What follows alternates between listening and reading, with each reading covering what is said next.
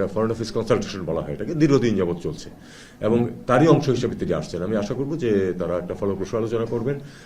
এবং আবার একটা কথা, আমি ভারতের উচ্চ পর্যায়েও যখন দেখা সাক্ষাৎ হয়েছে, আমি বলেছি যে কোনো সমস্যার সমাধান করতে হলে প্রথমে স্বীকার করতে হবে যে সমস্যাটা আছে, এবং আমাদের একইভাবে প্রথমে স্বীকার করতে হবে যে 5 আগস্টের আগে এবং পরে ভারতের সাথে সম্পর্কে নিশ্চয়ই একটা গুণগত পরিবর্তন হয়েছে।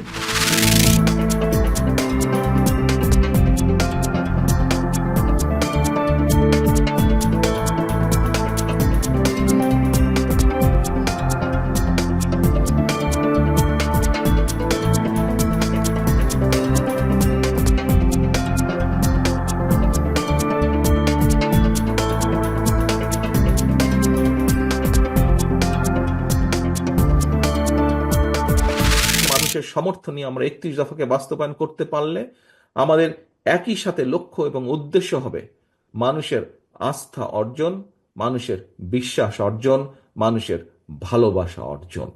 এর বাইরে যদি রাজনৈতিক কর্মী হিসাবে আমরা অন্য কোনো দিকে নজর দেই, বিশ্বাস করুন, আজ না হলে কাল, কাল না হলে নিশ্চিত পরশু আপনি ছিটকে পড়ে যাবেন।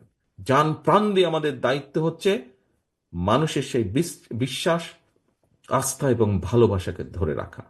জনগণের সঙ্গে থাকুন, জনগণকে সঙ্গে রাখুন।